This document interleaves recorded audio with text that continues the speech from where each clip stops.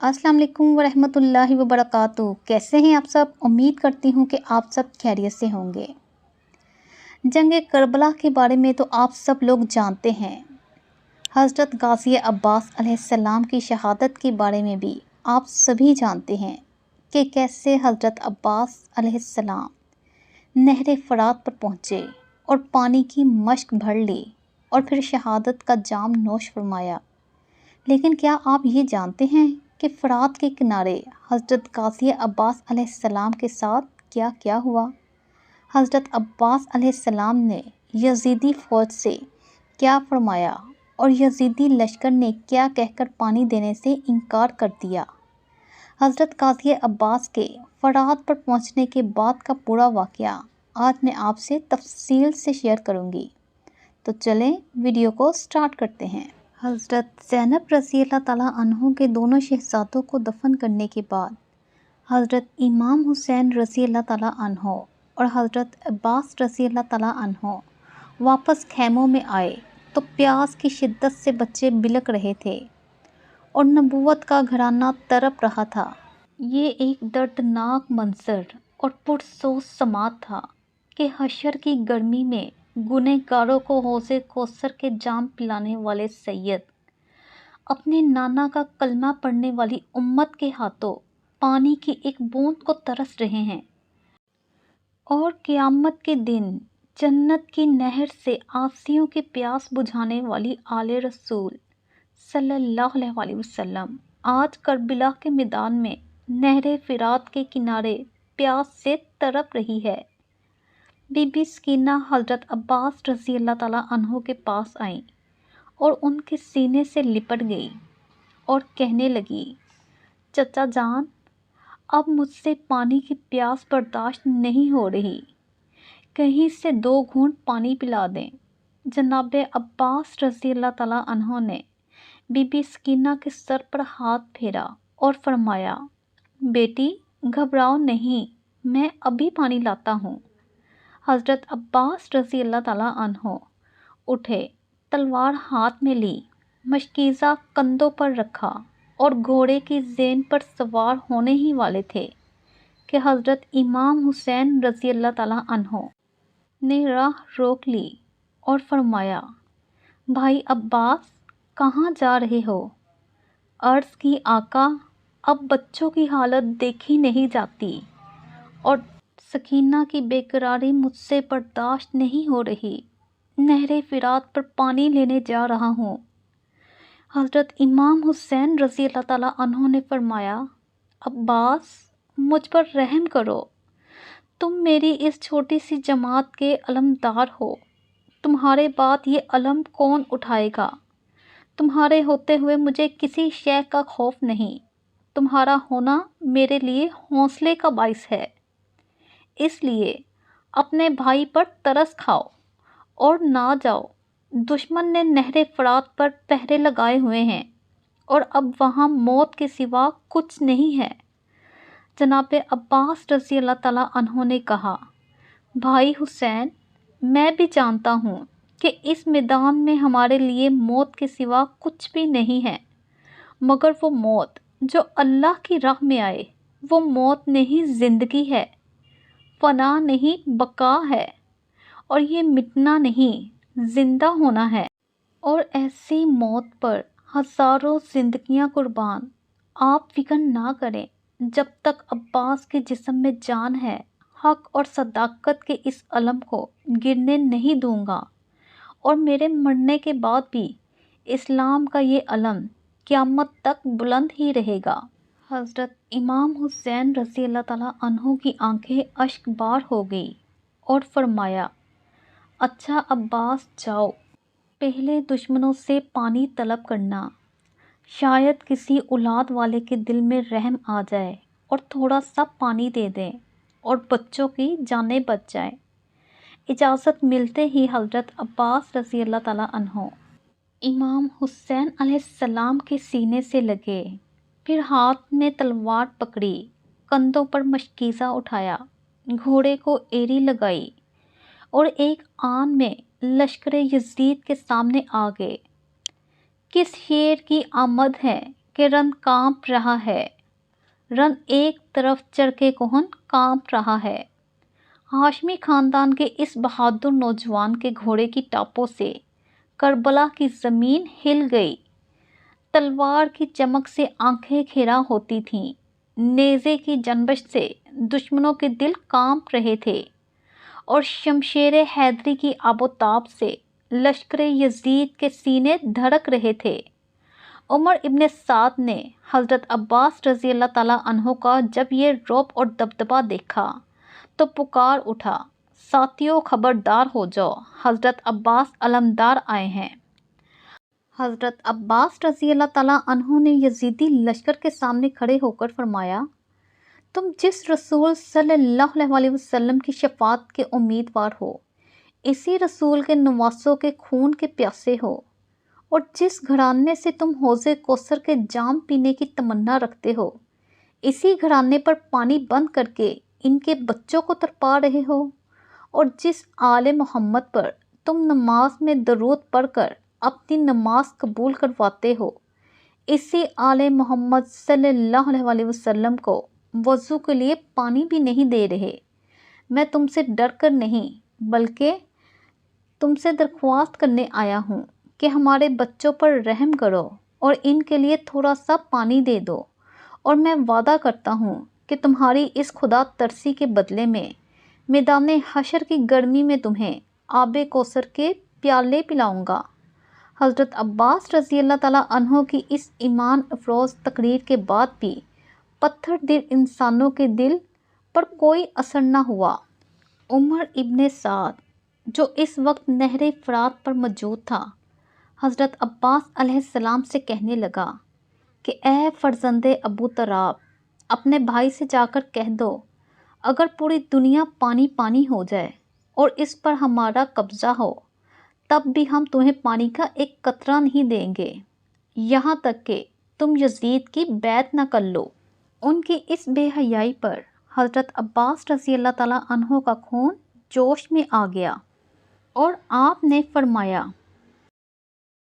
اگر ہم نے یزید جیسے فاسق و فاجر اور دین کے باغی کی بیعت کرنی ہوتی تو ہم نانا مصطفیٰ علیہ السلام کا روزہ چھوڑ کر کوفہ کے اس ریگستان میں نہ آتے، اور تم نے یہ کیسے سمجھ لیا کہ پانی کے چند قطروں کی لالچ میں ہاشمی شہزادوں کی گردنیں باطل کے آگے جھک جائیں گی؟ یاد رکھو، ہم اپنی گردنیں حق کی خاطر کٹوا تو سکتے ہیں مگر باطل کے آگے جھکا نہیں سکتے۔ ہم اپنی جانیں دین کی خاطر قربان تو کر سکتے ہیں مگر ایک بے دین کی بیعت نہیں کر سکتے۔ تم پانی دو یا نہ دو مگر ہم سے یزید کی بیعت کی توقع نہ رکھنا۔ حضرت عباس علمدار کی اس حقیقت افروز تقریر سے لشکر یزید میں ایک سناٹا چھا گیا، کسی میں جواب دینے کی جرت نہ رہی۔ پھر شمر بولا، اے ہمارے سردار، آپ فکر نہ کریں، میں جاتا ہوں اور ابھی عباس رضی اللہ تعالیٰ عنہ کو اپنے ساتھ لاتا ہوں، اس لیے کہ عباس رضی اللہ تعالیٰ عنہ میرا بھائی ہے۔ بھائی وہ اس طرح کہ البین بنت الحرم جو حضرت علی رضی اللہ تعالیٰ عنہ کے نکاح میں تھی، شمر کی حقیقی پھوپھی تھی، اور حضرت عباس رضی اللہ تعالیٰ عنہ انہی کے بطن سے پیدا ہوئے۔ اتنا کہہ کر شمر آگے بڑھا اور حضرت عباس رضی اللہ تعالیٰ عنہ کے سامنے کھڑا ہو گیا اور کہنے لگا، اے عباس، میں عمر ابن سعد کی طرف سے الچی بن کر تمہارے پاس آیا ہوں۔ تم میرے بھائی ہو، اس لیے میں نے تمہارے لیے ایمان لے لی ہے۔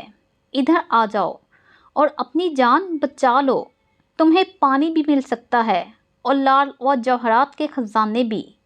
شمر کی اس بےہودگی سے حضرت عباس رضی اللہ تعالیٰ عنہ کی آنکھوں میں خون اتر آیا اور آپ فرمانے لگے، شمر، یہ ٹھیک ہے کہ تم میرے بھائی ہو مگر دین و شریعت اور حق و صداقت کے مقابلے میں ایک بھائی کی کوئی حقیقت نہیں، اور پانی کا لالچ دے کر اور ان لال و جواہرات کی ہوس دلا کر مجھے ضلالت و گمراہی کی طرف بلانے والے، تو ہماری طرف آ جا، ہم تمہیں دین اور ایمان کی دولت سے مالا مال کر دیں گے، اور نہر فرات کی بجائے حوض کوثر تیرے سپرد کر دیں گے، اور حضرت مسلم رضی اللہ تعالیٰ عنہ بھی تو الچی بن کر کوفہ گئے تھے، مگر تم نے ان کے اور ان کے یتیم بچوں کے ساتھ جو ظلم کیا، قیامت تک کہ مسلمان تم پر لعنت برساتے رہیں گے۔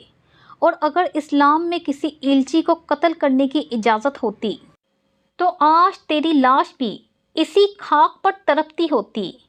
اتنا کہہ کر حضرت عباس رضی اللہ تعالیٰ عنہ نے اپنے نیزے کو ذرا سی جنبش دی تو شمر بھاگ نکلا۔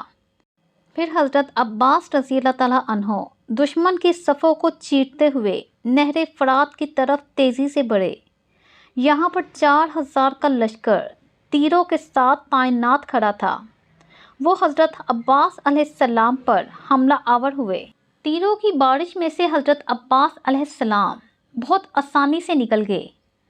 پھر حضرت عباس علیہ السلام نے بہادری کے ساتھ بنا رکے نہر فرات کی طرف بڑھے۔ ان میں سے ایک سپاہی گھوڑے پر سوار تلوار نکالے غازی عباس کی طرف آیا۔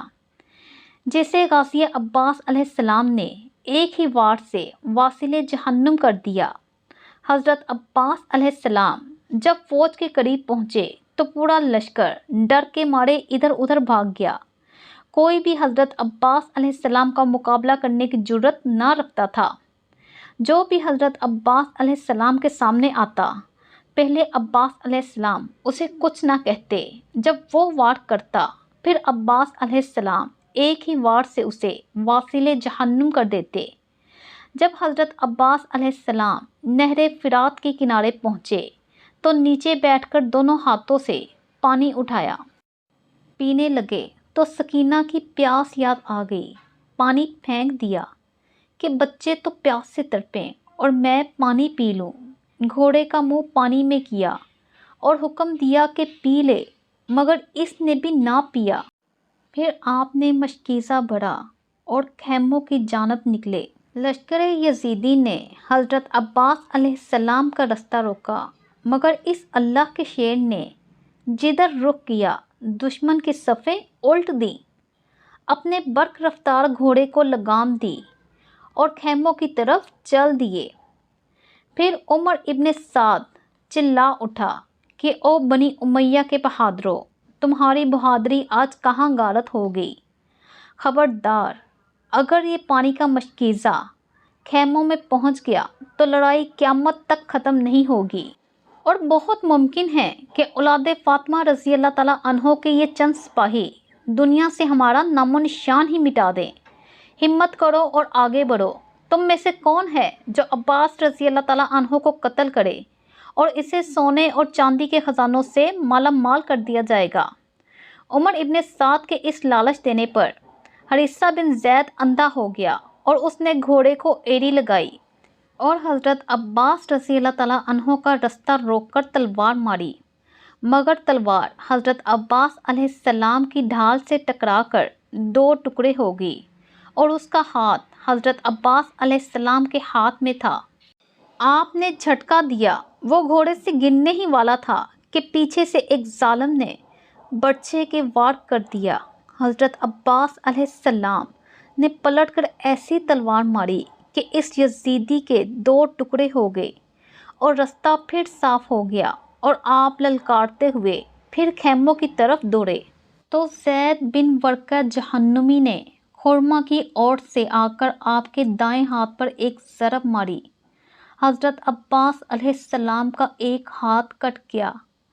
آپ نے مشکیزے کا تسمہ دانتوں میں پکڑ لیا اور دوڑے کہ کسی طرح پانی کا یہ مشکیزہ خیموں میں پہنچ جائے، مگر نوشۂ تقدیر اور منشاء الہی یہی تھا کہ حوض کوثر کے مالک آج پیاسے ہی شہید ہوں۔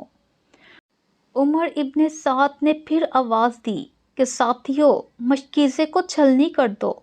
چنانچہ تیروں کی بارش ہونے لگی اور عمرو بن حاج کی مسلسل تیر اندازی سے مشکیزہ پھٹ گیا اور سارا پانی بہہ گیا۔ ادھر عباس رضی اللہ تعالیٰ عنہ اپنے بازو کٹوا چکے تھے۔ ظالموں نے پھر چاروں طرف حضرت عباس علیہ السلام کو گھیر لیا اور تلواروں، تیروں اور نیزوں کے وار پر وار کرنے لگے۔ حضرت علی رضی اللہ تعالیٰ عنہ کا لال زخموں سے چور چور ہو کر گھوڑے کی زین سے گرا اور آواز دی، یا حسین مجھے سنبھالنا۔ امام علی مقام دوڑ کر گئے اور عباس رضی اللہ تعالیٰ عنہ کو اپنی جھولی میں اٹھایا۔ ابھی کچھ سانس باقی تھے۔ فرمایا، عباس کوئی بات کرو۔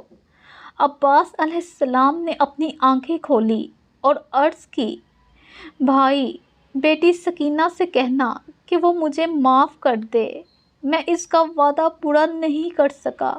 اور پھر امام پاک کی جھولی میں انہوں نے جان دے دی۔ حضرت امام حسین علیہ السلام میدان کربلا سے حضرت عباس علیہ السلام کی لاش بھی اپنے کندھوں پر اٹھا کر خیمے میں لائے۔ خیموں میں ایک حشر برپا ہو گیا اور عباس علمدار کی موت نے امام علی مقام کی کمر توڑ دی۔ کربلا کے شہید حضرت عباس علیہ السلام پر لاکھوں سلام۔ اگر ویڈیو پسند آئی ہو تو لائک کریں، شیئر کریں، سبسکرائب کریں اور اب مجھے اجازت دیں۔ اللہ حافظ۔